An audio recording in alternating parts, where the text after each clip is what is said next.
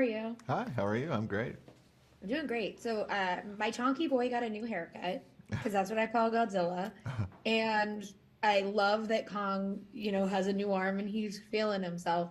But what I also love about this movie is most of the time with the Kong and Godzilla movies, it is actually about the human aspect, and we don't really get to spend time with Kong or Zilla. But this was the opposite. We spent a lot of time with Kong and saw where he was. For you as a creative, what is it like to have that freedom to explore something like what Kong is going through in a big budget movie like this? Well, that was my number one drive in terms of wanting to make this film is I wanted to do a movie that was told from the monster's perspective. You know, in a film like this, there's like a guaranteed. It's a gimme that that there's going to be big monster battles, and that's always so fun to choreograph as a filmmaker. But the thing that really excited me about making this movie was the moments between those battles where you're with Kong, and I just love being able to just see his daily routine. But those kind of non-verbally driven, very visual sequences. Which I think, like to me, are pretty groundbreaking in the sense that I don't think anybody's really ever done a monster movie like this. There's, hundreds of monster films that have been made over the years, but no one's really ever allowed them to sort of kind of tell their story. And making Godzilla versus Kong gave me the confidence from some of the sequences in that we could pull that off, and audiences were ready for it. Yeah. And I loved it so much because I know they're their own animals, but I always see like Zilla as like a cat in how Godzilla kind of reacts to people, where Kong is more like the dog who's like, listen, I'm gonna love these humans even though I'm gigantic and can crush them with just the wrong step.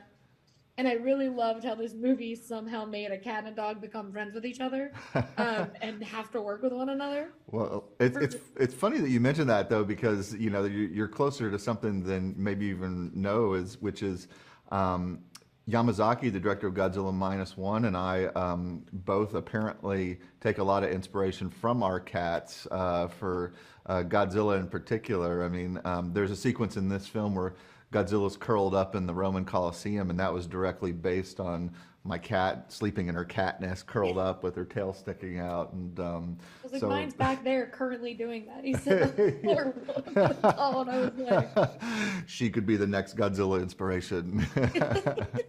well, I was gonna say, I was like, that was my favorite thing that Godzilla has just decided that he is living in the Colosseum. Like he was like, this is mine now. Sorry to any historical thing I'm crushing. Yeah. This is my home. Well, we blew up his last home in King of Monsters, so he needs somewhere to sleep. So but he's very careful with the Colosseum.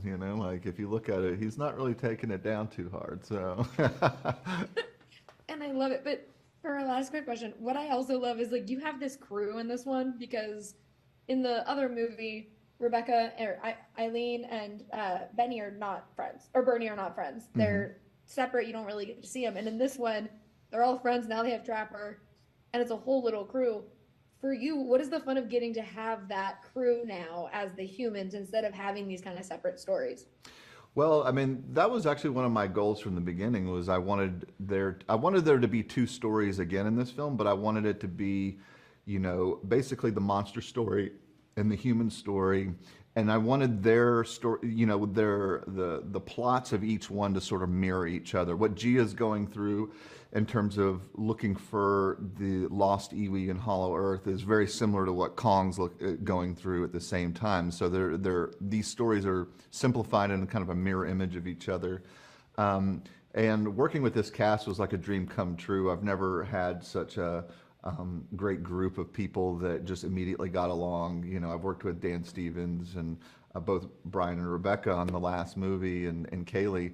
But it was just so magical to get everybody together. Sometimes they were just almost having too much fun, and you always knew when they arrived on the soundstage because they were just these bellowy laughs from Brian Tyree Henry from somewhere, and you knew that they were coming in, and yeah. So it's really great when you get a group of people that just gel that well, and you're kind of really open to play from there. Yeah. I loved it so much. I did tell Brian to watch The Guest because he jokingly said he had never seen Dan Stevens in anything. But thank you so much for talking to me today. I really appreciate it, and I Thank can't wait for you. people to get to see it. Oh, appreciate it. Thank you very much. Thank you. Have a great one.